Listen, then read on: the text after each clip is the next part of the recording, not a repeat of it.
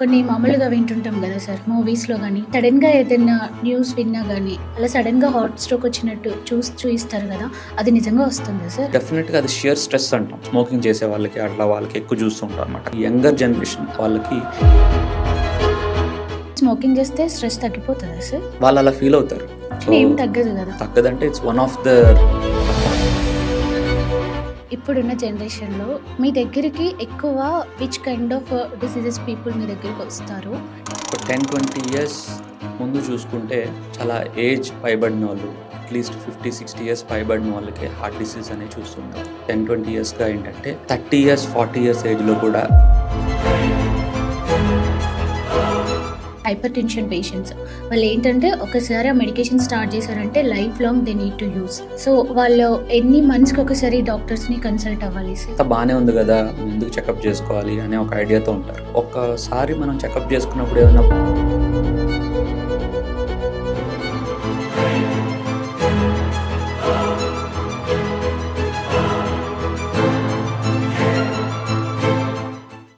నమస్తే. Welcome to our channel. ఈరోజు మనతో పాటు ఉన్నారు interventional cardiologist doctor BVA Rangareddy గారు, అపోలో హాస్పిటల్స్, జూబ్లీ హిల్స్. నమస్తే సార్. నమస్తే. Good morning sir. Good morning. Happy to see here sir. Thank you. Interventional cardiology మామూలుగా కార్డియాలజిస్ట్ అని వింటాము.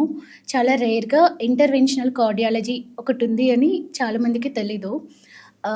What is interventional cardiology? So interventional cardiology అంటే కార్డియాలజీలో ఒక sub speciality branch. So interventions చేసేవాళ్ళు అంటే catheter based any procedures, angiograms, angioplasties, structural heart disease, peripheral interventions. So ఇవన్నీ interventional cardiologist చేస్తారు.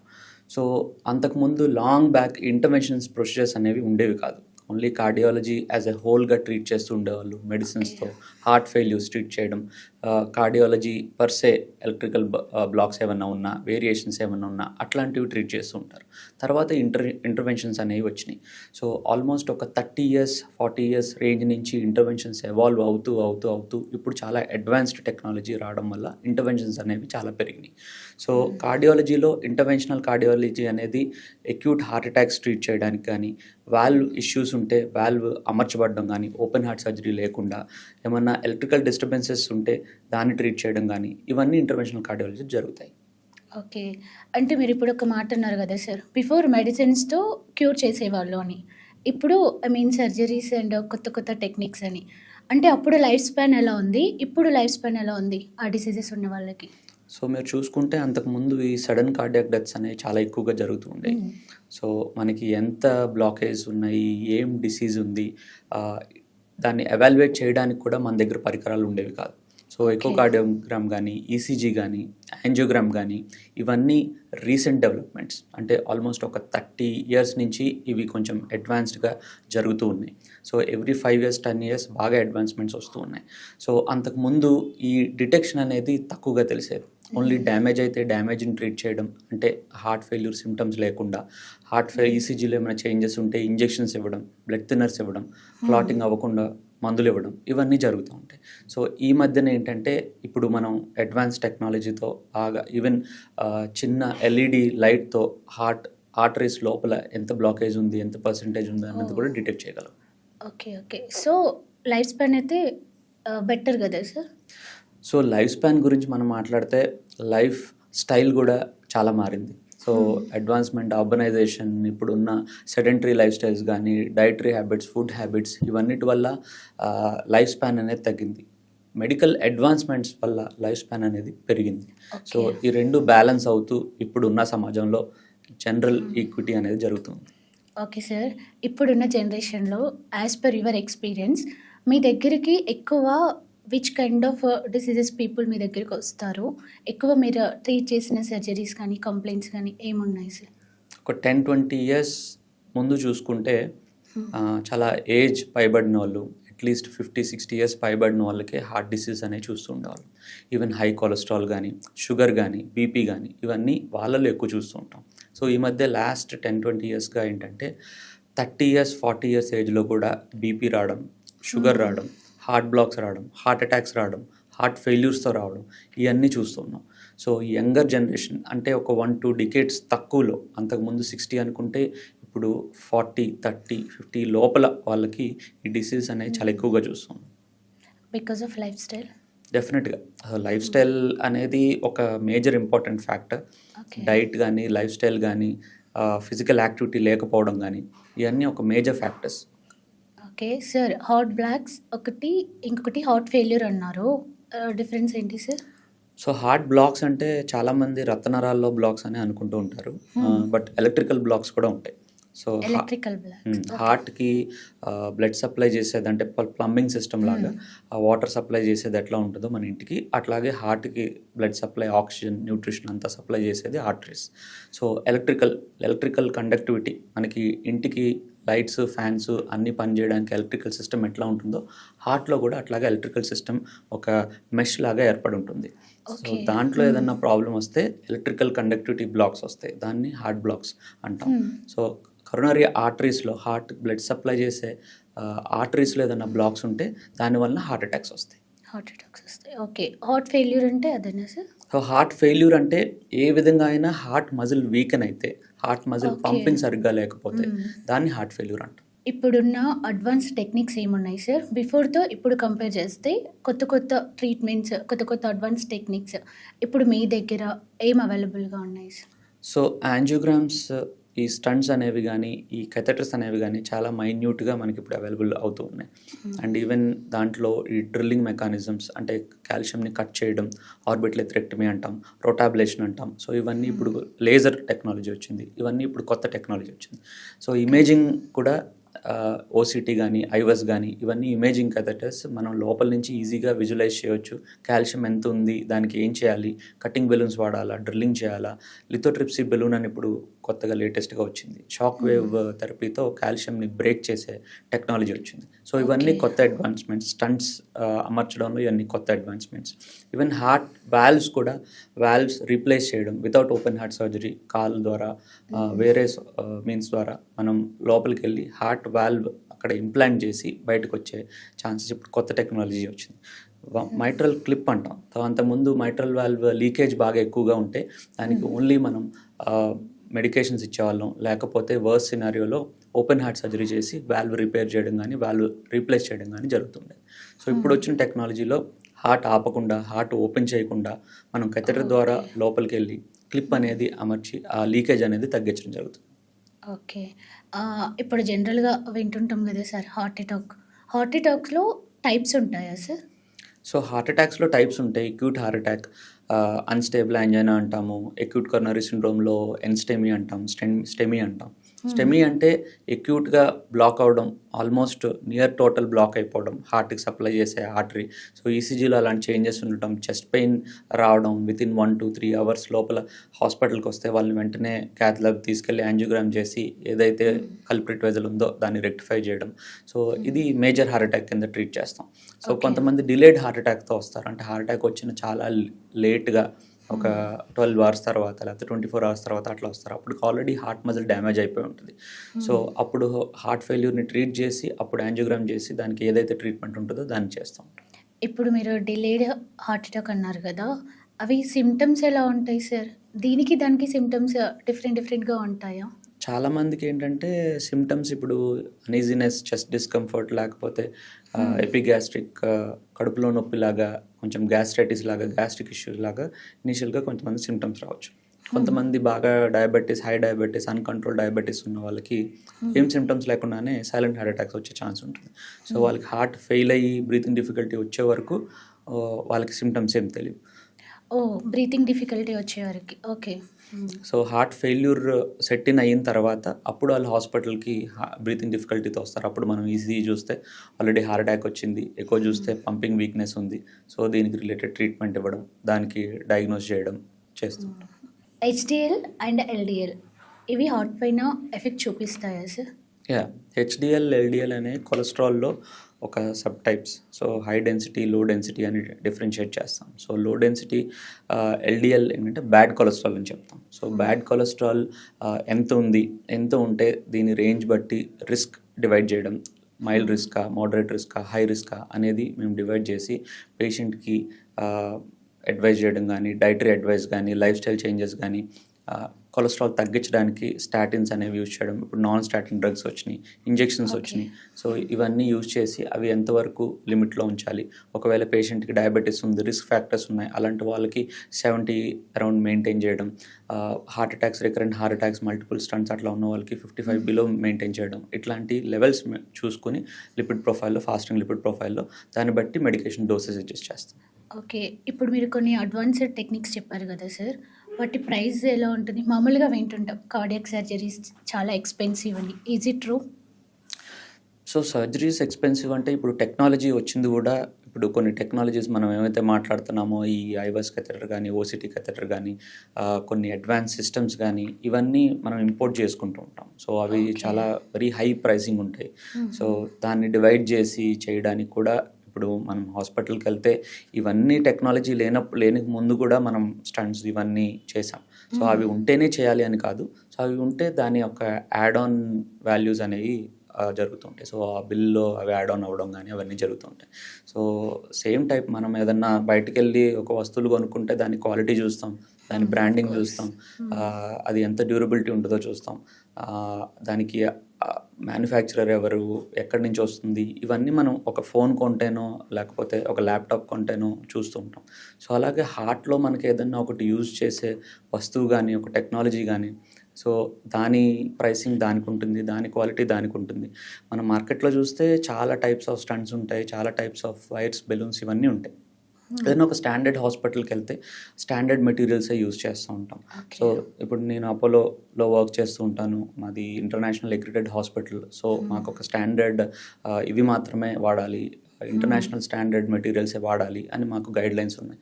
సో అందుకని ఓకే. అవి మాత్రమే వాడతాం. సో అందుకని ఆ కాస్ట్ అనేది కొంచెం ఎక్కువగా ఉంటుంది. సో మెడికల్ కాలేజ్‌లో చూసుకుంటే లేకపోతే స్కీమ్ పేషెంట్స్‌లో చూసుకుంటే సో వాళ్ళకి ఆ లిమిటేషన్స్ ఉండవు. సో అక్కడ మనం పేషెంట్‌కి తగినట్టు ఈ గవర్నమెంట్ ఇచ్చే బడ్జెట్ బట్టి, దాన్ని బట్టి అవన్నీ ఎవాల్యుయేట్ చేసుకొని అవి కూడా యూజ్ అవుతాయి. సో ఓన్లీ హ్మ్. థింగ్ ఏంటంటే మీరు చెప్పినట్టు ఇంపోర్టెడ్‌కి ఒక కాస్ట్ ఉంటుంది. ఇప్పటికి క్వాలిటీ. క్యాపింగ్ ఇది జరగడం వల్ల స్టంట్ ప్రైసెస్ ఇవన్నీ చాలా తక్కువగా ఉన్నాయి. బట్ హ్మ్. స్టిల్ పేషెంట్ అఫోర్డబిలిటీ లేనప్పుడు, లేకపోతే ఒక స్కీమ్ పేషెంట్ ఉన్నారు, లేకపోతే హ్మ్. వాళ్ళకి ఇంతే ఇన్సూరెన్స్ ఉంది, లేకపోతే వాళ్ళు ఇంతే ఎఫోర్డ్ చేసుకోగలరు అంటే ఆ పేషెంట్‌కి తగినట్టు ఆ ట్రీట్మెంట్ చేస్తూ ఉంటాం. హ్మ్. Okay sir. ఇంకొకటి ఇప్పుడు స్టంట్స్ వేసుకున్న పేషెంట్స్ ఉంటారు గదా! మామూలుగా హైపర్ టెన్షన్ పేషెంట్స్. వాళ్ళేంటంటే ఒకసారి ఆ మెడికేషన్ స్టార్ట్ చేశారంటే life long they need to use. So, వాళ్ళు ఎన్ని మంత్స్‌కి ఒకసారి డాక్టర్స్‌ని కన్సల్ట్ అవ్వాలి సార్? సో చాలామంది చెకప్‌కొచ్చి స్టంట్ వేసిన తర్వాత 1 ఇయర్, 2 ఇయర్స్, 3 ఇయర్స్ తర్వాత వస్తా ఉంటారు. హ్మ్. సో వాళ్ళకి అంతా బానే ఉంది గదా! ఎందుకు చెకప్ జేసుకోవాలి అనే ఒక ఐడియాతో ఉంటారు. హ్మ్. సో ఒక్కసారి మనం చెకప్ జేసుకున్నప్పుడు ఏమన్నా బ్లాకేజ్ ఉందనో, బీపీ ఉందనో, షుగర్ ఉందనో చెప్తే అది కంట్రోల్‌లో ఉందో లేదో అన్నది తెలుసుకోవడం అనేది మనకి basic minimum thing. Okay. So అది మన దగ్గరికే రావాలని లేదు. ఒక ఫిజిషియన్ కన్సల్ట్ అవ్వచ్చు, దగ్గరున్న హ్మ్. ఒక ఎండోక్రైనాలజిస్ట్‌ని కన్సల్ట్ అవ్వచ్చు. ఎవరినన్నా కన్సల్ట్ అవ్వి ఇవి స్టేబుల్‌గా ఉన్నాయా లేదా అని చూసుకుంటే అవి చాలు అని చెప్తా ఉంటాం. So okay. రెగ్యులర్ చెకప్స్ అంటే ఒకవేళ పేషెంట్‌కి అన్‌కంట్రోల్డ్ డయాబెటిస్ ఉంది, కొలెస్ట్రాల్ ఎక్కువగా ఉంది, బీపీ ఎక్కువగా ఉంది, మెడికేషన్స్ అడ్జస్ట్ చేయాలి అనంటే 2, 3 వీక్స్‌కి, 1 మంత్‌కి, 3 మంత్స్‌కి అట్లా రెగ్యులర్‌గా ఫాలోఅప్‌కి పిలుస్తూ ఉంటాం. హ్మ్. ఒకవేళ పేషెంట్ చాలా స్టేబుల్‌గా ఉన్నారు, మెడికేషన్స్ అన్నీ కంట్రోల్ అవుతున్నాయి అనుకుంటే 6 మంత్స్‌కి ఒకసారి, 1 ఇయర్‌కి ఒకసారి పిలుస్తూ ఉంటాం. ఓకే. ఇప్పుడు మామూలుగా కొంతమందికి లివర్ ఎఫెక్ట్ అవుతుంది. కిడ్నీ అవి అంటే కొంచెం పాడైపోయో, స్పాయిల్ అయిపోయో కొంతమంది ఒక్క కిడ్నీ తోటే సర్వైవ్ అవుతుంటారు. అలా మిగతా ఆర్గాన్స్ ఎఫెక్ట్ హార్ట్ పైన చూపిస్తుందా సార్? సో అన్ని ఆర్గాన్స్ హార్ట్‌కి కనెక్ట్ అయి ఉంటది. సో హార్ట్ హ్మ్. ఫెయిల్ అయితే ఎలా బ్లడ్ సప్లై తగ్గి ఆర్గాన్స్‌కి ఇష్యూస్ వస్తాయో ఎస్పెషల్లీ కిడ్నీ. హ్మ్. సో హార్ట్ ఫెయిల్యూర్ వచ్చినప్పుడు లివర్ మీద ఎఫెక్ట్ పడడం, హార్ట్ పంపింగ్ తక్కువ ఉన్నప్పుడు కిడ్నీ మీద ఎఫెక్ట్ పడడం, హ్మ్. Chronic kidney disease, kidney issues ఉన్నప్పుడు హార్ట్ మీద ఎఫెక్ట్ పడడం. ఇవన్నీ ఇంటర్‌లింక్డ్ డిసీజ్ ఉంటూ ఉంటాయి. ఓకే. సో సింగిల్ కిడ్నీ ఉన్న వాళ్ళకి కూడా వాళ్ళకి కొన్నాళ్ళ తర్వాత ఆ కిడ్నీ మీద కొంచెం ప్రెషర్ ఎక్కువయ్యి, కొంచెం హ్మ్. క్రియాటినిన్ ఫ్లక్చుయేషన్ రావడం, కొంచెం జాగ్రత్తలు తీసుకోవడం అట్లా జరుగుతూ ఉంటాయి. చాలామంది సింగిల్ కిడ్నీతో సర్వైవ్ అయ్యి లైఫ్ లాంగ్ ఉన్నవాళ్ళు కూడా ఉంటారు. కొంతమంది ఒక సైడ్ కిడ్నీ చిన్నగా ఉండటం, పని హ్మ్. చేయకపోవడం, ఫంక్షనాలిటీ హ్మ్. లేకపోవడం జరుగుతూ ఉంటుంది. సో అలా కిడ్నీ ఒకటే ఉండటం వల్ల ఎక్కువ ప్రాబ్లమ్ ఉంటదంటే అట్లా ఏమి ఉండదు. చాలామంది కాంపెన్సేట్ చేసుకుంటూ ఉంటారు. ఓకే. సో వాళ్ళకి నార్మల్ లైఫ్ గడుస్తుంటది. బట్ ఓన్లీ థింగ్ ఏదన్నా కిడ్నీ మీద ఎఫెక్ట్ పడేది ఒక కాంట్రాస్ట్ గానీ, ఏదన్నా హ్మ్. మెడికేషన్స్ గానీ, ఏదన్నా ఓవర్ డోసేజ్ అవ్వడం గానీ, పెయిన్ కిల్లర్స్ గానీ అట్లా ఎక్కువ యూజ్ చేయకుండా మనం లీడ్ చేస్తూ ఉండాలి. జాగ్రత్తగా okay. Interventional and structural cardiologist difference ఏంటి సార్? సో అది కూడా ఒక సబ్ బ్రాంచే. సో స్ట్రక్చరల్ హార్ట్ డిసీజ్ అంటే ఇప్పుడు హార్ట్ లోపల వాల్వ్స్ కానీ వీటిలో ఏదైనా ఇష్యూస్ వస్తే దాన్ని స్ట్రక్చరల్ హార్ట్ డిసీజ్ అంటాం. సో దానికి ఇప్పుడు లేటెస్ట్ టెక్నాలజీ వల్ల హార్ట్ లోపల వాల్వ్ ఓపెన్ హార్ట్ సర్జరీ లేకుండా వాల్వ్ ఇంప్లాంట్ చేయడం, క్లిప్ చేయడం, లేకపోతే ఎనీ వాల్వ్స్ అయోటిక్ వాల్వ్ కానీ, మైట్రల్ వాల్వ్ కానీ, ట్రైకస్పిడ్ వాల్వ్ కానీ, పల్మరీ వాల్వ్ కానీ ఇవన్నీ ఇంటర్వెన్ చేసి ఓపెన్ హార్ట్ సర్జరీ లేకుండా చేస్తూ ఉంటాం. సో దాన్ని స్ట్రక్చరల్ హార్ట్ డిసీజ్ అంటాం. సో స్ట్రక్చరల్ ఇంటర్వెన్షన్స్ అంటాం. సో అది కూడా ఒక ఇంటర్వెన్షన్లో ఒక భాగమే. బట్ ఇది ఒక లేటెస్ట్ టెక్నాలజీ ద్వారా రీసెంట్ పాస్ట్ అంటే ఆల్మోస్ట్ ఒక 15 years నుంచి కొంచెం ఎక్కువగా అడ్వాన్స్మెంట్ జరుగుతుంది ఈ ఏరియాలో. మీ దగ్గరికి వచ్చే పేషెంట్స్ అయితే ఎవరైతే ఉంటారో మిమ్మల్ని కన్సల్ట్ అయ్యే వాళ్ళు ఎంగేజ్ వాళ్ళు ఉన్నారా సార్? ఈ మధ్య చాలామంది ఎంగేజ్ వాళ్ళని చూస్తూ ఉన్నాం.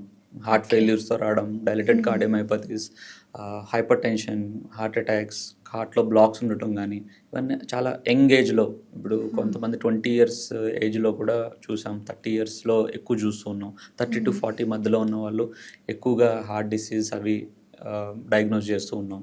అంటే అంత తొందరగా రావడానికి రీజన్స్ ఏముంటాయి సార్? సో చాలా మందిలో ఏంటంటే అన్డయాగ్నోస్డ్ అంటే వాళ్ళు చెకప్ చేసుకోకపోవడం వల్ల వాళ్ళకి డయాబెటీస్ ఉందని తెలియదు, కొలెస్ట్రాల్ ఎక్కువ ఉందని తెలియదు, ఒబిసిటీ ఎక్కువ ఉండటం వల్ల స్లీప్ యాప్నియా ఉంటుంది. సో మెటబాలిక్ డిజార్డర్స్ ఉంటాయి, కొలెస్ట్రాల్, ఈ షుగర్ కానీ, బీపీ కానీ, లైపోప్రోటీన్ ఏ కానీ.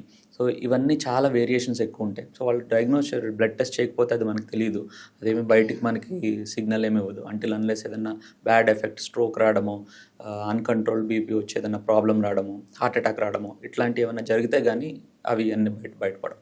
సో అన్డయాగ్నోస్డ్ ఈ డయాగ్నోసిస్ రిస్క్ ఫ్యాక్టర్స్ ఇవన్నీ వల్ల ఎక్కువ అంటే హార్ట్ అటాక్స్ మీ వస్తాయి. దగ్గరికి వాళ్ళు ఏ కంప్లైంట్స్తో వస్తారు సార్? ఎంగేజ్ వాళ్ళు 20-30 years అంటే ఏముంటాయి సార్?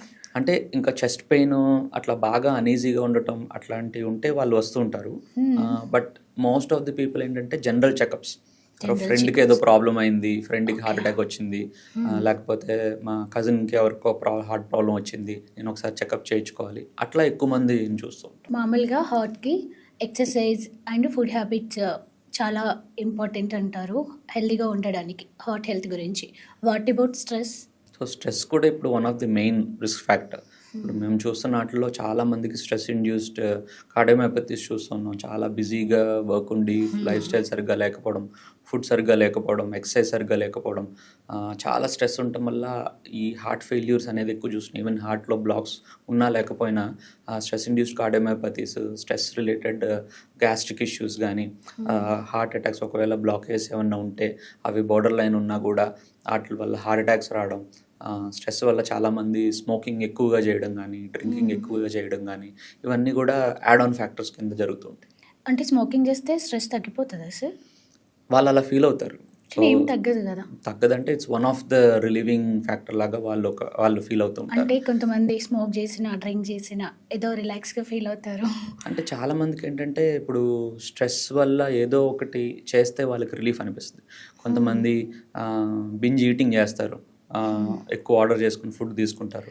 కొంతమంది డ్రింకింగ్ చేస్తారు, కొంతమంది వాకింగ్ మ్యారథాన్స్కి వెళ్తారు, కొంతమంది రన్నింగ్స్ కానీ లేకపోతే ఆల్కహాల్ తీసుకుంటారు, కొంతమంది స్ట్రెస్ రిలీఫ్ కోసం ట్రిప్స్ వెళ్తారు, సాంగ్స్ వింటారు.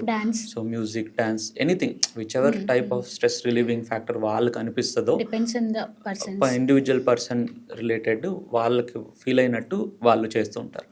సో దాంట్లో మీరు అన్నట్టు రన్నింగ్ చేయడం కానీ, సైక్లింగ్ చేయడం కానీ, జిమ్ చేయడం కానీ, సో ఇవన్నీ కొంచెం హెల్త్కి బెనిఫిట్ ఉంటుంది. స్మోకింగ్ చేయడం, ఆల్కహాల్ చేయడం, బింజ్ డ్రింకింగ్ చేయడం ఇదంతా బ్యాడ్ ఎఫెక్ట్ చూపిస్తుంది. బట్ బ్యాడ్ ఎఫెక్ట్ చూపించినా, పాజిటివ్ ఎఫెక్ట్ చూపించినా వాళ్ళ స్ట్రెస్ రిలీవ్ అవుతుంది. సో వాళ్ళకి ఇట్ డజంట్ మ్యాటర్. ఓకే, కానీ అవైతే ఆ వంక పెట్టుకుని ఇవి చేసేస్తారేమో నాకు తెలిసి. అంటే every individual very different.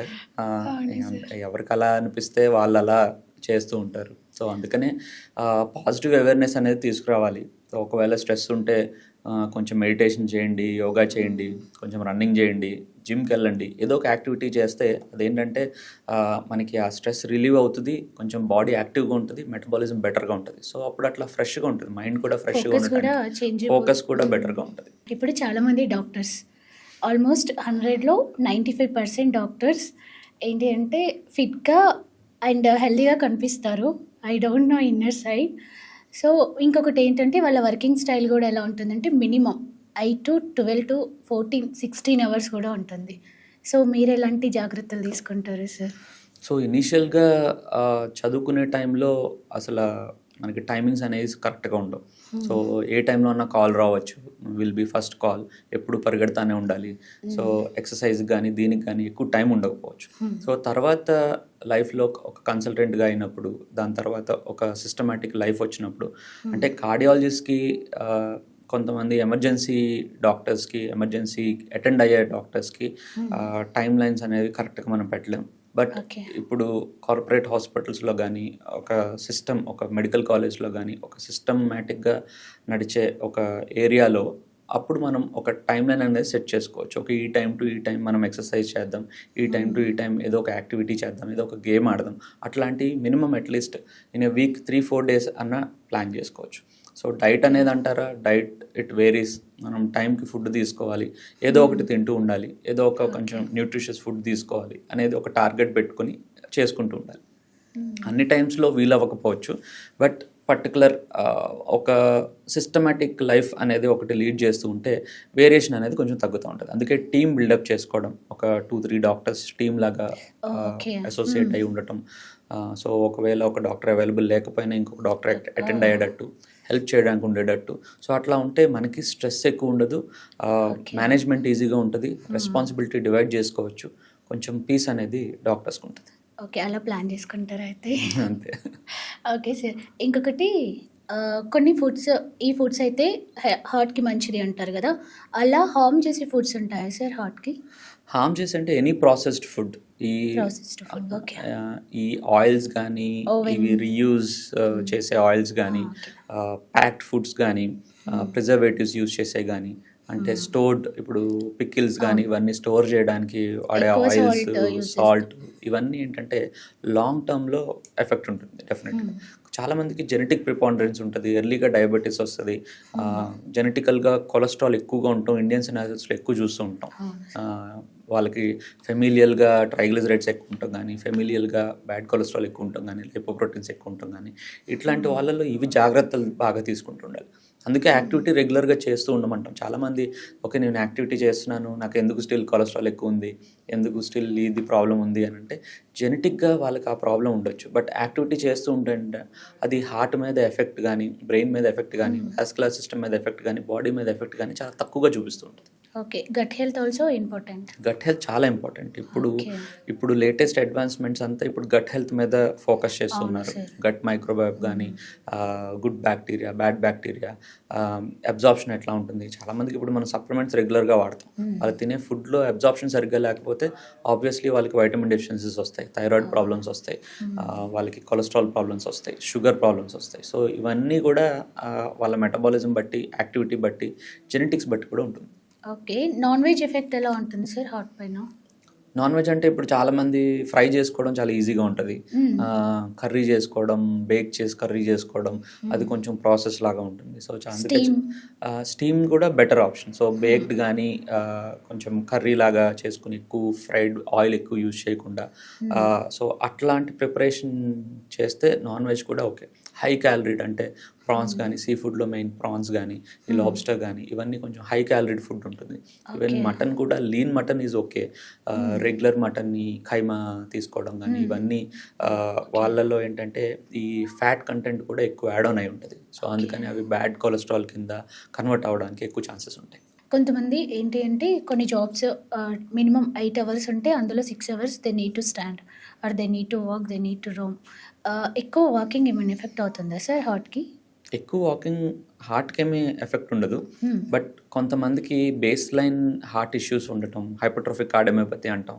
BP ఎక్కువ ఉండటం వల్ల థిక్‌నెస్ ఎక్కువ ఉండటం, ఎలక్ట్రికల్ డిస్టర్బెన్సెస్ ఉండడం, ఏట్రిల్ ఫిబ్రిలేషన్ అట్లాంటి వేరియేషన్ ఉన్న వాళ్ళు ఎక్కువ స్ట్రెయిన్ చేస్తూ ఉంటే హార్ట్ మీద ప్రెషర్ ఎక్కువ అవుతుంది. హార్ట్ మజిల్ వీక్ అవ్వడం కానీ, ఫెయిల్ అవ్వడం కానీ, ఈ సిమ్టమ్స్ రావడం కానీ, సడన్ ఎరిథమియాస్ రావడం కానీ ఇవన్నీ జరుగుతూ ఉంటాయి. సో, అందుకే ఇప్పుడు జిమ్ చేసే వాళ్ళకి వీళ్ళందరికీ కొంచెం అట్లీస్ట్ బేసిక్ చెకప్ చేసుకోమని అడ్వైస్ చేస్తున్నాం. ఇప్పుడు ఎక్కువ వాక్ చేసినప్పుడు కొంచెం హార్ట్ బీట్ సార్ ఇర్రెగ్యులర్‌గా అనిపిస్తుంది. ఫాస్ట్‌గా ఏంటంటే మనది మనకే వినిపించేస్తుంది. అలాంటి టైంలో ఎలాంటి కేర్ తీసుకోవాలి? అంటే ఒక దగ్గర కూర్చొని రెస్ట్ తీసుకోవడం అలా ఏమైనా ఉంటాయా?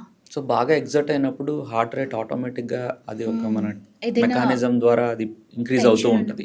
సో, బాగా మ్యారథాన్ చేసేవాళ్ళు, రన్నింగ్ చేసేవాళ్ళు, బాగా ట్రెడ్‌మిల్ ఎక్కువ చేసిన వాళ్ళు, దాని తర్వాత వాళ్ళ హార్ట్ రేట్ ఎక్కువగా ఉంటది. సో, వాళ్ళు ఫీల్ అవ్వచ్చు. బట్ దానివల్ల మేజర్ ఇష్యూస్ ఏమి ఉండవు.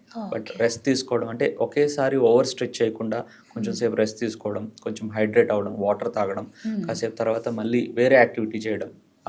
అంటే ఫిజికల్ యాక్టివిటీ ఇప్పుడు రన్నింగ్ కాకుండా స్ట్రెంథనింగ్ చేయడం, లేకపోతే వెయిట్స్ చేయడం, ఇట్లాంటి కోర్ స్ట్రెంథనింగ్ చేయడం, ఇట్లాంటివి చేసుకోవచ్చు. యాక్చువల్‌గా కాఫీ ఏంటి అంటే కెఫిన్ స్టిమ్యులెంట్. సో, మనకి హార్ట్ రేట్ కెఫిన్ తీసుకుంటే ఏంటి అంటే హార్ట్ రేట్ ఇంక్రీజ్ అవుతుంది అంటారు. కొంతమంది ఏంటంటే రిలాక్సేషన్ కోసం కాఫీ తాగుతారు. అసలు is it good or bad?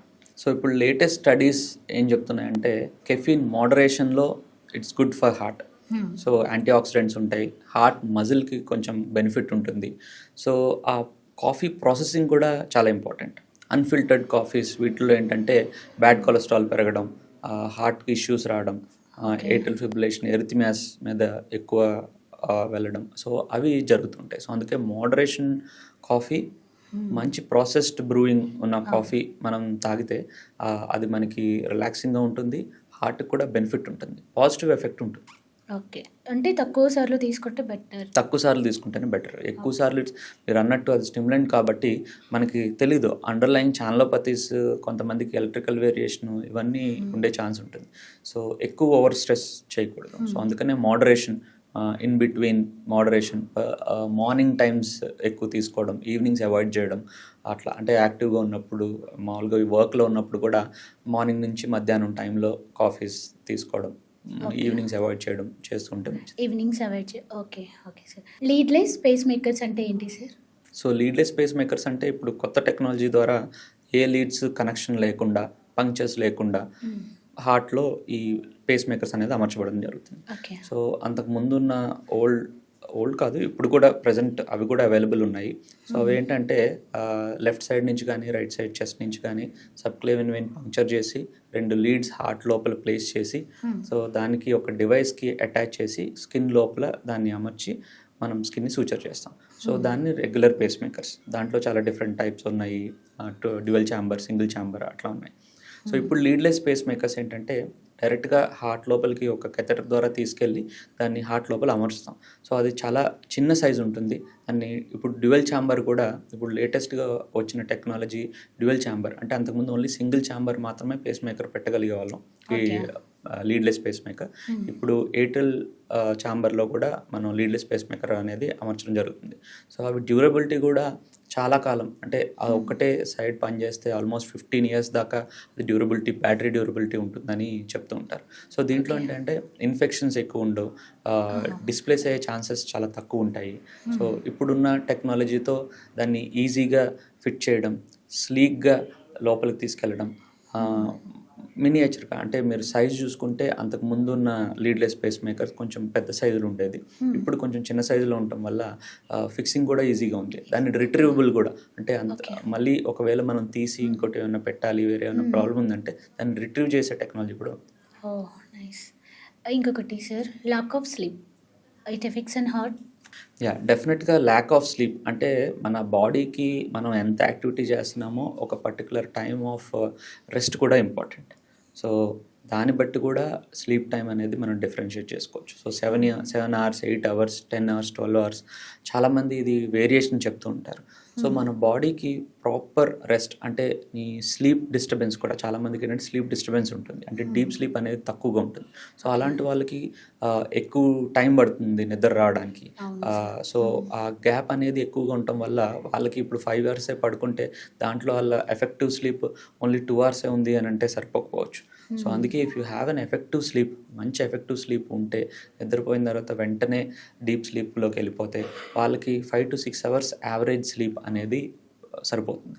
But 7 to 8 hours అని ఎందుకు చెప్తామంటే, సో నిద్రలోకి వెళ్ళిన తర్వాత ఆ డీప్ స్లీప్, అంటే ఆ టైం బాడీకి రెస్టింగ్ టైం అంటాం. సో ఆ రెస్టింగ్ టైం అనేది REM sleep, NREM sleep. Sleep అంటాం. రెస్టింగ్ టైం అనేది చాలా ఇంపార్టెంట్. సో అందుకే ఇప్పుడు అబ్స్ట్రక్టివ్ స్లీప్ యాప్నియా కానీ ఇవన్నీ చాలా ఎక్కువగా చూస్తున్నాం. స్లీప్ స్టడీ చేస్తూ ఉంటాం. సో స్లీప్ ఎంత టైం ఉంది ఏంటి, దాంట్లో ఏమైనా యాప్నిక్ స్పెల్స్ ఉన్నాయా, ఆక్సిజన్ లెవెల్స్ సరిగ్గా ఉంటున్నాయా లేదా అన్నది మనం క్యాలిక్యులేట్ చేసుకోవచ్చు. సో మీ ఎక్స్పీరియన్స్లో చాలామంది పేషెంట్స్ మీ దగ్గరికి వచ్చి ఉంటారు. ఒక్కొక్కరు ఒక్కొక్క స్టైల్లో వాళ్ళ ప్రాబ్లమ్స్ చెప్తారు. మీకు ఏదైనా ఫన్నీయెస్ట్ అండ్ ఇంట్రెస్టింగ్ మూమెంట్ ఉందా సార్? చాలామంది అని చెప్పలేను. కొంతమంది పేషెంట్స్ వచ్చి నా బీపీ 160 ఉంటుంది, ఎప్పుడు ఇంతే ఉంటుంది, నాకు చాలా కాలం నుంచి ఇంతే, నా బీపీ ఇంతే, సో నాకేం ప్రాబ్లం లేదు అని చెప్తూ ఉంటారు. సో వాళ్ళకి మనం ఎంత చెప్పాలని ట్రై చేసినా కూడా వాళ్ళకి అర్థం కాదు మీ బీపీ ఇలా ఉంటే మీకు ప్రాబ్లం వస్తుంది, హార్ట్ స్ట్రోక్స్ వచ్చే ఛాన్స్ ఉంటుంది, స్ట్రోక్స్ వచ్చే ఛాన్స్ ఉంటుంది, కిడ్నీ ఫెయిల్ అయ్యే ఛాన్స్ ఉంటుంది అని చెప్తే, లేదు నా బీపీ ఇంతే ఉంటుంది, నాకేం ప్రాబ్లం లేదు, నేను ఊరికే చెకప్ కోసం వచ్చాను, మీరు బీపీ చెక్ చేయండి సరిపోతుందని చెప్తా ఉంటారు. దానికి ఇంత దూరం వచ్చి కన్సల్టేషన్ సో వాళ్ళకి అర్థం చేసేలాగా మనం చెప్పాలన్నా కూడా అది చాలా పెద్ద టాస్క్. కొంతమంది పేషెంట్స్ ఇప్పుడు వచ్చి ఒకవేళ ఏదైనా ట్రీట్మెంట్ మనం ఎక్స్ప్లెయిన్ చేసి చెప్తే వాళ్ళు వేరే ఒక 2-3 డాక్టర్స్ దగ్గర సెకండ్ ఒపీనియన్ తీసుకుని సెకండ్ ఒపీనియన్ తీసుకుని వస్తారు. కొంతమంది ఏంటంటే సీరియస్నెస్ అర్థం చేసుకోరు. సో వస్తారు, మనం డయాగ్నోస్ చేసి చెప్తాము. చాలామంది హార్ట్ పేషెంట్స్ హాస్పిటల్కి వచ్చినప్పుడు లేకపోతే ఈవెన్ ఎమర్జెన్సీ డిపార్ట్మెంట్కి వెళ్ళినప్పుడు వాళ్ళు నడుస్తూ వెళ్ళుండొచ్చు, ఏదో చిన్న డిస్కంఫర్ట్ ఉండి వెళ్ళుండొచ్చు, సడన్గా ప్రాబ్లమ్స్ వచ్చే ఛాన్స్ ఉంటుంది. వితిన్ 1 hour, వితిన్ 5 minutes కూడా ఇవన్నీ మారిపోయే ఛాన్స్ ఉంటుంది. సో నేను కూడా చాలామంది పేషెంట్స్కి అడ్వైజ్ చేస్తూ ఉంటాం, ఈ టెస్ట్ చేయించుకోండి, యాంజియోగ్రామ్ చేయించుకోండి అని చెప్తూ ఉంటాం. వాళ్ళు వీలున్నప్పుడు చేయించుకుంటాము, లేదు మీకు సిమ్టమ్స్ ఉన్నాయి, మీరు ఇప్పుడు చేయించుకుంటే మనకు డయాగ్నోసిస్ బెటర్గా ఉంటుంది, లేదు సార్ మా సన్ వచ్చాక చేసుకుంటాం, లేకపోతే మేము ఊరెళ్ళి వచ్చాక చేసుకుంటాం. అలా చాలామంది మధ్యలో హార్ట్ అటాక్స్ వచ్చి చనిపోయిన వాళ్ళు ఉన్నారు, చాలామంది హార్ట్ ఫెయిల్యూర్స్ వచ్చి దాని తర్వాత వచ్చిన వాళ్ళు ఉన్నారు. సో ఇవన్నీ హార్ట్ మజిల్ ఎందుకు చెప్తూ ఉంటాం అంటే, ఒక్కసారి డ్యామేజ్ అయిపోతే రివర్స్ అవ్వడం చాలా కష్టం హార్ట్ మజిల్. సో అందుకే ఇప్పుడు ఇవన్నీ అడ్వాన్స్మెంట్స్ కానీ, సిటీలు కానీ, కరోనరీ యాంజియోగ్రామ్స్ కానీ ఇవన్నీ ముందుగా డిటెక్ట్ చేసుకోవడానికి యూజ్ అవుతుంది. సో హార్ట్తో అది ఒక్కటే ప్రాబ్లం. హార్ట్లో ఇప్పుడు ఏదన్నా మేజర్ ఇష్యూ ఉంటే తప్పితే మనకు బయటకు కనిపించదు. సో బయటికి కనిపించక ముందే చెక్ చేసుకోవాలంటే ఇవన్నీ టెస్టులు చేసుకోవాలి. చాలామంది డాక్టర్స్ మీద బ్లేమ్ చేస్తూ ఉంటారు, అన్నెసరీగా మీరు టెస్ట్ చేశారు, అన్నెసరీగా స్టంట్ వేశారు, అట్లా ఏది అన్నెసరీగా డాక్టర్స్ ఎవరు చెప్పరు. ఏదన్నా ఒకటి ఇండికేషన్ ఉంటేనే, లేకపోతే సరే ఓకే ఇది కన్ఫర్మ్ చేసుకోవడానికి ఇంకేమన్నా మీరు కన్ఫర్మ్గా చెప్తారా, ఓకే ఇంత పర్సంటేజ్ బ్లాక్ ఉంది, దీనివల్ల ప్రాబ్లం వస్తుందని మీరు ఎంత గ్యారంటీగా చెప్పగలరు, అట్లాంటి క్వశ్చన్స్ కూడా పేషెంట్స్ అడుగుతూ ఉంటారు. సరే ఈ బ్లాక్ ఉంది, నాకు ఇప్పుడు ఏం ప్రాబ్లం లేదు, ఇప్పుడు స్టంట్ వేస్తే ప్రాబ్లం రాదని మీరు 100% గ్యారంటీ ఇస్తారా? 100% గ్యారంటీ ఎక్కడ దేనికి ఇవ్వలేం. బట్ వేసుకోకపోతే ప్రాబ్లం వచ్చే ఛాన్సెస్ ఎక్కువ ఉంటాయని మాత్రమే ఎక్స్ప్లెయిన్ చేయగలం. సో అలాంటి చాలా ఫన్నీ థింగ్స్ పేషెంట్స్ అడుగుతూ ఉంటారు. రోజు చాలామంది పేషెంట్స్ చూస్తాం కాబట్టి మనకి అర్థమైద్ది వాళ్ళు ఎట్లా చెప్తున్నారు, మైండ్ సెట్స్ ఎట్లా ఉన్నాయి, ఏంటి ఒకేసారి వీళ్ళకి చెప్తే తీసుకోగలరా, సరే 1-2 రివ్యూస్లో వీళ్ళకి రివీల్ చేద్దాం, అట్లా కూడా మేము చేస్తాం. కొన్ని మామూలుగా వింటుంటాం కదా సార్, మూవీస్లో కానీ బయట కూడా జరిగినవి ఉన్నాయి. సడన్గా ఏదైనా న్యూస్ విన్నా కానీ ఏదైనా వాళ్ళకి అలా సడన్గా హార్ట్ స్ట్రోక్ వచ్చినట్టు చూయిస్తారు కదా, అది నిజంగా వస్తుందా సార్ హార్ట్ అటాక్? సో డెఫినెట్గా అది షియర్ స్ట్రెస్ అంటాం. ఇప్పుడు ఇందాక మనం స్ట్రెస్ గురించి మాట్లాడుకుంటున్నప్పుడు షియర్ స్ట్రెస్లో సడన్గా హార్ట్ బీట్ వేరియేషన్ రావడం, సో కొంతమంది ఇంటెన్స్ ఎక్సర్సైజ్ చేస్తున్నప్పుడు ఇలా కొన్ని ప్లాక్ రప్చర్స్ అయ్యి క్లాట్ అవ్వడం, స్మోకింగ్ చేసే వాళ్ళకి అట్లా వాళ్ళకి ఎక్కువ చూస్తూ ఉంటాం అనమాట, క్లాటింగ్ టెండెన్సీస్ ఎక్కువ ఉండటం, హైపర్ కోయాగులబుల్ స్టేట్ ఉండటం. వాళ్ళు ఏంటంటే ఇప్పుడు సడన్గా ఏదైనా వార్త విని, లేకపోతే బాగా స్ట్రెస్లో ఉన్నారు, వాళ్ళ ఇంట్లో ఎవరైనా చనిపోయారు, లేకపోతే ఏదైనా యాక్సిడెంట్ అయింది, సో ఆ స్ట్రెస్లో ఉన్న వాళ్ళకి మేము కూడా హాస్పిటల్స్లో ఎమర్జెన్సీ డిపార్ట్మెంట్లో యాక్సిడెంట్స్ అయిన వాళ్ళు, లేకపోతే స్ట్రోక్స్ వచ్చిన వాళ్ళు, చాలా ఇంటెన్స్ ఏదైనా ప్రాబ్లం ఉన్న వాళ్ళు, ఇన్ఫెక్షన్స్ వచ్చిన వాళ్ళు, సో అలాంటి వాళ్ళకి హార్ట్ అటాక్స్ జనరల్గా చూస్తూ ఉంటాం. సో వాళ్ళకి అండర్లయింగ్ బ్లాకేజ్ ఉండుంటాయి ముందు, కాకపోతే ఇప్పుడు ఎక్కువ స్ట్రెస్, బాడీ మీద ఎక్కువ స్ట్రెస్ ఉండటం వల్ల ఇవన్నీ సడన్గా బయటపడుతూ ఉంటాయి. అక్కడ సడన్ హార్ట్ అటాక్స్ వస్తూ ఉంటాయి, సడన్గా ప్రాబ్లమ్స్ క్రియేట్ అవుతూ ఉంటాయి. కొంతమంది ఎంగేజ్ వాళ్ళకి హైపర్ టెన్షన్ ఉందనుకోండి, వాళ్ళు ఏదో ఒక బీపీ టాబ్లెట్ యూజ్ చేయాలి, అది life long they need to use. So చాలామంది యంగ్ పేషెంట్స్ వచ్చి 2-3 సార్లు బీపీ చెక్ చేసిన తర్వాత మీకు కొంచెం బీపీ ఎక్కువ ఉంది, ఒక చిన్న టాబ్లెట్ యూజ్ చేయండి అని అంటే 2-3 రోజులు యూజ్ చేస్తారు, 1 వీక్ యూజ్ చేస్తారు, 1 మంత్ యూజ్ చేస్తారు, దాని తర్వాత ఆపేస్తూ ఉంటారు. వాళ్ళు అడుగుతారు, ఒకవేళ నేను యూజ్ చేస్తే లైఫ్ లాంగ్ యూజ్ చేయాల్సి వస్తుందేమో అని చెప్పి. సో లైఫ్ లాంగ్ యూజ్ చేయాల్సి వస్తుందా లేదా అని ఆ పాయింట్ ఆఫ్ టైంలో మనం గ్యారంటీగా చెప్పలేం. బట్ యూజ్ చేయకపోతే వచ్చే కాంప్లికేషన్స్ ఎక్కువ ఉంటాయని మాత్రం ఎక్స్ప్లెయిన్ చేయగలం. సో కొంతమందికి చిన్న ట్యాబ్లెట్తో బీపీ కంట్రోల్ అవ్వడం, హార్ట్ రేట్ కంట్రోల్ అవ్వడం ఎర్లీగా చేస్తే జరుగుతుంటుంది. బట్ కొంచెం డిలే అయితే మనం మల్టిపుల్ మెడికేషన్స్ యూజ్ చేసినా, చాలా ఎక్కువ హై డోసెస్ యూజ్ చేసినా కూడా వాళ్ళకి బీపీ తగ్గదు. అండ్ ఆల్రెడీ కిడ్నీ మీద ఎఫెక్ట్ పడి, హార్ట్ మీద ఎఫెక్ట్ పడి, దాని రిలేటెడ్ ఎఫెక్ట్స్ కూడా వాటి మీద పడేసి ఆల్రెడీ ఆ టైంకే ఎఫెక్ట్ కనిపిస్తూ ఉంటుంది. సో అంత టైం వరకు మనం వెయిట్ చేయకూడదు. ఎర్లీగా డిటెక్ట్ చేసుకుని ఎర్లీగా ట్రీట్ చేస్తే మెడికేషన్స్ తగ్గించుకునే ఛాన్స్ ఉంటుంది, లో డోస్తో మెయింటైన్ చేసుకునే ఛాన్స్ ఉంటుంది. కొంతమంది బాగా ఒబీస్గా ఉండటం, లైఫ్ స్టైల్ సరిగ్గా లేకపోవడం, డైటరీ హ్యాబిట్ సరిగ్గా లేకపోవడం, వాటి వల్ల కూడా బీపీ ఫ్లక్చువేషన్ అవుతూ ఉంటుంది. సో వాళ్ళకి ఇనీషియల్గా మేము లైఫ్ స్టైల్, డైట్ ఇవన్నీ అడ్వైస్ చేస్తాం. సో ఒక 3 months 6 months వెయిట్ చేసి బీపీ ఫ్లక్చువేషన్ ఎట్లా ఉంటుందో చూసి అప్పుడే మెడికేషన్స్ అడ్వైస్ చేస్తాం. Okay sir. ఇంకొకటి కోపానికి, హైపర్ టెన్షన్‌కి నిజంగా రిలేటబుల్‌లా వీళ్ళకి బీపీ ఉంది అందుకే ఇలా అరుస్తున్నారు వీళ్ళు అంటారు కదా sir. Is it true? So directly correlate చేయలేం కానీ, but there is some effect on it. Okay, కోపం ఎక్కువ పడుతున్నారు, బీపీ ఎక్కువ ఉందేమో, తగ్గించండి. సో ఇప్పుడు బేస్ లైన్ హార్ట్ రేట్స్ గురించి మనం మాట్లాడుకుంటే, కొంతమందికి బేస్ లైన్ హార్ట్ రేట్ తక్కువ ఉంటుంది, కొంతమందికి ఎక్కువ ఉంటుంది. సో వాళ్ళు ఏదైనా కొంచెం టెన్షన్ పడితే వాళ్ళకి హార్ట్ రేట్ చాలా ఫాస్ట్గా రైజ్ అవుతూ ఉంటుంది. అందుకే ఫిజికల్ యాక్టివిటీ చేస్తూ ఉండమంటాం. సో రైజ్ అయినప్పుడు దానివల్ల మన సింపాథెటిక్ యాక్టివిటీ పెరగడం కానీ, అడ్రినలిన్ రష్ రావడం కానీ, డాపమిన్స్ ఎక్కువ రిలీజ్ అవ్వడం కానీ, సో వీటి వల్ల ఏంటంటే మనకి కోపం కానీ ఇవన్నీ చాలా తొందరగా వచ్చే ఛాన్స్ ఉంటుంది. సో అది కూడా directly related to this. So BP ఉన్నంత మాత్రాన కోపం ఉండాలని లేదు, బట్ చాలా ఫాస్ట్గా రియాక్టివిటీ అనేది ఎక్కువ చూస్తూ ఉంటాం. సో అందుకే ఇప్పుడు చాలామంది పేషెంట్స్కి హార్ట్ రేట్ కంట్రోల్ మెడికేషన్స్ కానీ అవి ఇస్తే వాళ్ళే చెప్తూ ఉంటారు, నేను కొంచెం కామ్గా ఉన్నాను, నేను ఎక్కువ ఓవర్ థింక్ చేయట్లేదు, ఓవర్ స్ట్రెస్ అవ్వట్లేదు, అరవట్లేదు, అట్లా వాళ్ళే చెప్తూ ఉంటారు. So relatable, definitely relatable. So మీలాంటి యంగ్ అండ్ హ్యాండ్సమ్ డాక్టర్స్ మాలాంటి యూత్కి ఇచ్చే అడ్వైజెస్ ఏంటి? సో ఇప్పుడు చాలామంది యూత్ ఏంటంటే వాళ్ళు ఫిజికల్ ఫిట్నెస్ గురించి ఎక్కువ ఆలోచిస్తూ ఉన్నారు. అది మంచిదే, బట్ వాళ్ళకి ఆర్గాన్స్ వైజ్ అంటే హెల్త్ పరంగా ఏమన్నా ప్రాబ్లం ఉందా లేదా అన్నది అట్లీస్ట్ ఒక బేసిక్ అప్పుడప్పుడు చెక్ చేసుకోవడం, వాళ్ళ డైట్ చూసుకోవడం. అంటే ఇప్పుడు ఈ సెడెంటరీ లైఫ్ స్టైల్ చాలా ఎక్కువైపోయింది. ఎవరు కూర్చున్న చోట నుంచి ఎక్కడికి కదలట్లేదు, ఫిజికల్ యాక్టివిటీ లేదు, డైట్ ఫాలో అవ్వడం లేదు, కుకింగ్ అనేది అందరూ మర్చిపోయారు. ఇప్పుడు ఈజీ యాక్సెసిబిలిటీ వచ్చేసింది. సో ఏదైనా ఆన్లైన్లో ఆర్డర్ పెడితే వచ్చేస్తుంది. సో ఇంట్లో కూర్చునే అన్ని వర్క్స్ జరిగిపోతూ ఉన్నాయి.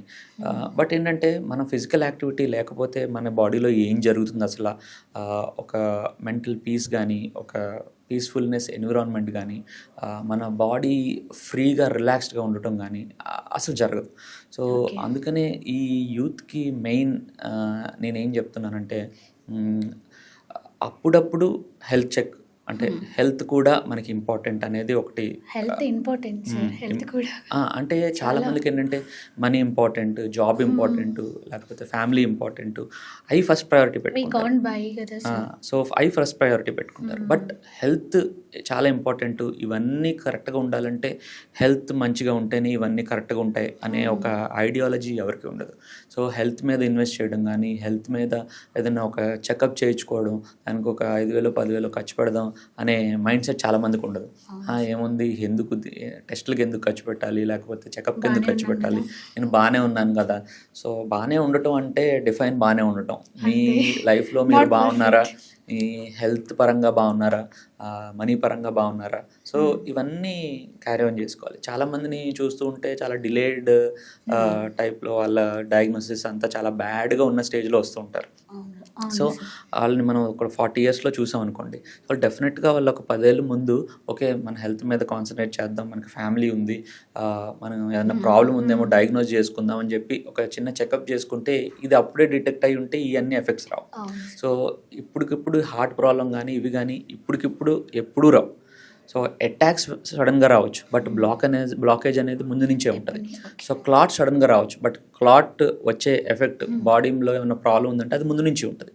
సో అందుకని మనం ఈ బేసిక్ నీడ్స్ అంటే మనకి ఫుడ్ కానీ, మంచి క్లోత్స్ కానీ, ఫోన్స్ కానీ, సెల్ ఫోన్స్, మొబైల్ ఫోన్స్, ఇవన్నీ బేసిక్ నీడ్స్ అని ఎలా అనుకుంటామో హెల్త్ కూడా ఒక బేసిక్ నీడ్ అనేది మనం మైండ్లో కొంచెం పెట్టుకుంటే ఏమవుతుందంటే లాంగ్ టర్మ్, ఇప్పుడు ఎవరైనా మనం బతకాలనే చేస్తూ ఉంటాం కదా, okay 10 years, 20 years, 30 years, 50 years, okay down the lane మన టార్గెట్ ఏంటి, మన గోల్స్ ఏంటి అని అచీవ్ చేసుకుందామని చూస్తూ ఉంటాం.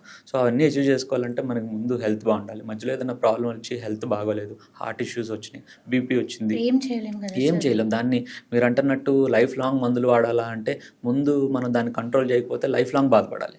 సో ఒక టాబ్లెట్ తో అయిపోయేది అంతే, ఒక టాబ్లెట్స్ అయిపోయేది 4-5 టాబ్లెట్స్, కిడ్నీ ఫెయిల్యూర్, వన్స్ ఇవన్నీ ఫెయిల్యూర్ సెట్ అయినాయి అని అంటే వెనక్కి ఏది పోదు. సో అందుకని ఎర్లీగా డిటెక్ట్ చేసుకోవడం, మన లైఫ్ స్టైల్ అనేది దాన్ని కొంచెం మాడిఫై చేసుకుంటే మనకు బెటర్గా ఉంటుంది అనుకోవడం. ఇప్పుడు చూస్తే చాలా రన్ క్లబ్స్ కానీ ఇవన్నీ చాలా అడ్వాన్స్గా అంటే లైక్ అందరూ కండక్ట్ చేస్తున్నారు. సో యాక్టివిటీ పెంచాలి, సెడెంటరీ లైఫ్ స్టైల్ ఉండకూడదు, ఏదో ఒక యాక్టివిటీ ఎవరో ఒకరు ఇనిషియేట్ చేసి మోటివేట్ చేస్తే జరుగుతూ ఉంటాయి. So that is very good actually. ఇప్పుడు ఉన్న యూత్కి they understand like physical activity is very important అని చెప్పి. అలాగే intermediately we also conduct some health camps కానీ, హెల్త్ అవేర్నెస్ ప్రోగ్రామ్స్ కానీ ఈ ఐటీ కంపెనీస్లో, ఈ స్కూల్స్లో, కాలేజ్లో అన్నీ రెగ్యులర్గా చేస్తూ ఉంటాం. సో వాళ్ళకి ఆ అవేర్నెస్ వచ్చి కొంచెం వాళ్ళ సైడ్ నుంచి చిన్న ఎఫర్ట్ చూపిస్తే వాళ్ళ లైఫ్ చాలా బాగుంటుంది. Thank you sir, thank you so much for sharing your knowledge. Thank you. Thanks a lot sir.